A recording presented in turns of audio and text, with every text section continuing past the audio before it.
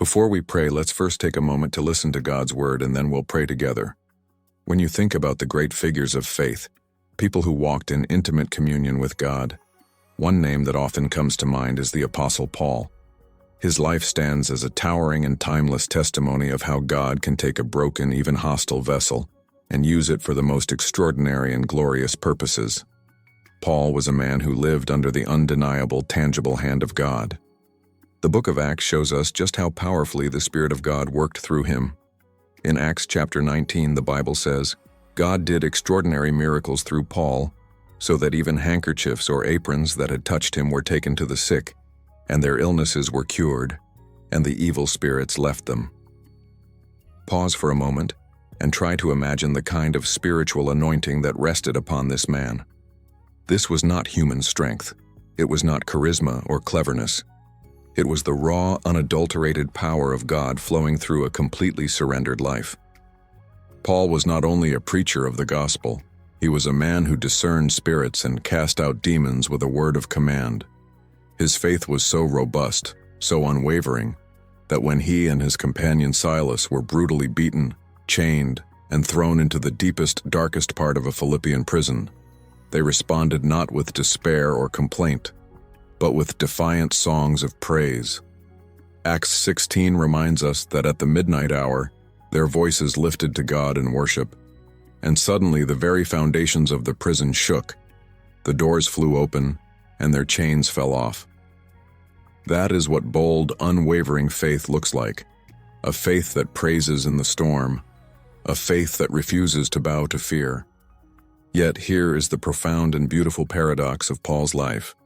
The same Paul who performed extraordinary miracles, the same Paul who sang in chains and saw God's mighty deliverance, also openly and frequently admitted his own profound weakness. In his first letter to Timothy, he wrote, "Here is a trustworthy saying that deserves full acceptance. Christ Jesus came into the world to save sinners, of whom I am the worst." Think about the staggering humility in that statement. Paul, arguably one of the greatest apostles to ever live, sincerely considered himself the chief or the worst of sinners. And he doesn't stop there. In his letter to the Romans, chapter 7, Paul speaks with a raw, gut-level honesty that resonates with every believer who has ever struggled. "For I do not understand my own actions, for I do not do what I want, but I do the very thing I hate. For I have the desire to do what is right, but not the ability to carry it out." Does that sound familiar? Paul's intense internal struggle is the very same struggle that we face every single day. On one hand, we sincerely desire holiness. We want to walk in obedience. We want to love God with all our hearts. Yet on the other hand, we wrestle daily with our fallen flesh. We stumble. We fall short. We make mistakes. Paul's vulnerable words remind us that even the mightiest servant of God was not immune to the relentless battle against sin. The Bible confirms this universal human reality in Romans 3:23. "For all have sinned and fall short of the glory of God." Every single one of us is marked by weakness. But here, beloved, is the glorious good news. Romans 6:14 declares, "For sin shall no longer be your master, because you are not under the law, but under grace." Grace is the game changer. Grace is the divine power that picks us up when we fall. Grace is what keeps us from being permanently crushed by the weight of our own guilt and shame. Paul himself experienced this personally when he cried out to God about a thorn in the flesh, a persistent and painful weakness. God's response to him was not to remove the weakness, but to reveal a deeper truth. "My grace is sufficient for you, for my power is made perfect in weakness." That is why Paul could ultimately embrace both his spiritual victories and his personal struggles. His life is a powerful reminder that being used mightily by God does not mean being perfect. It means being surrendered.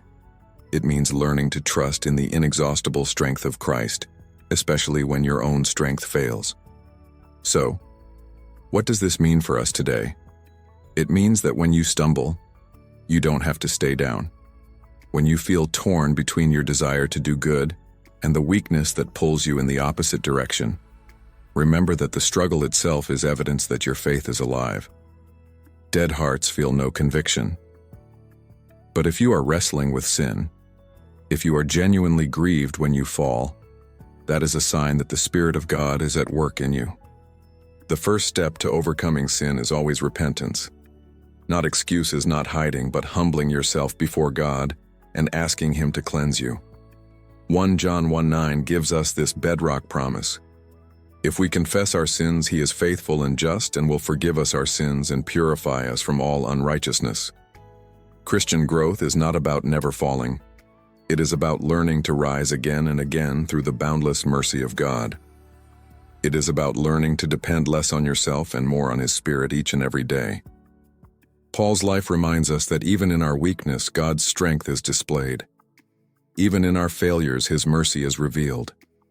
And even in our ongoing battles with sin, His grace is more than enough to carry us through. You may not be perfect, but you serve a perfect Savior. You may feel weak, but His power is made perfect in your weakness. You may stumble, but His hand is always there to lift you up. Now, let's take a moment to pray together.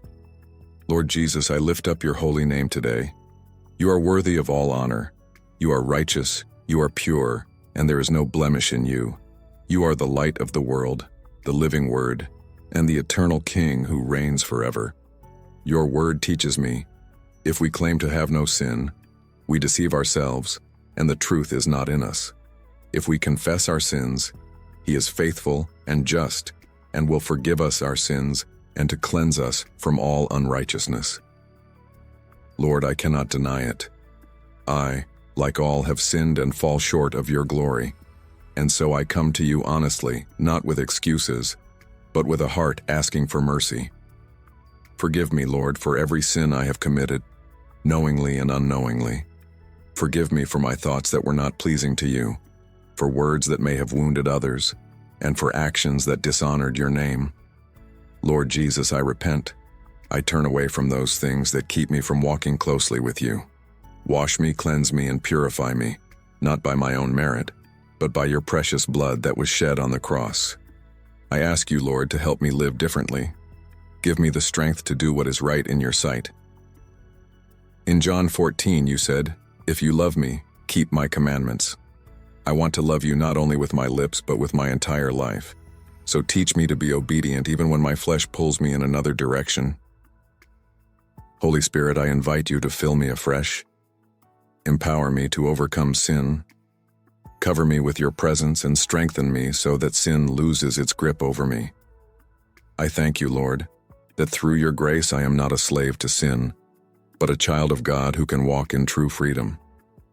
When temptation comes, help me to stand strong. When the enemy whispers lies, give me the wisdom to recognize his deception. Holy Spirit, open my eyes to see sin for what it really is, a rebellion against a holy God, an emptiness disguised as pleasure, a trap that seeks to destroy my soul. Your word promises in 1 Corinthians 10:13 that you are faithful and will not let me be tempted beyond what I can bear, but that you will also provide a way out. Lord, I hold on to that promise. Give me the strength to always take that way of escape. Transform me from the inside out. I want to be a person who practices holiness and righteousness, who walks in the Spirit and not in the flesh.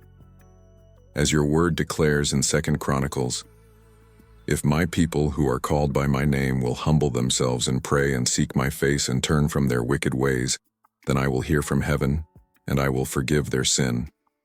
Lord, I take that word personally. I humble myself before you today. I confess my weakness and acknowledge that I cannot save myself. I need you. Thank you for your promise that when I turn and seek you, you will hear me.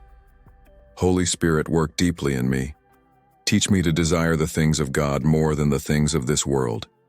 Give me a hunger for righteousness, a thirst for holiness, and a passion for Jesus Christ that eclipses everything else.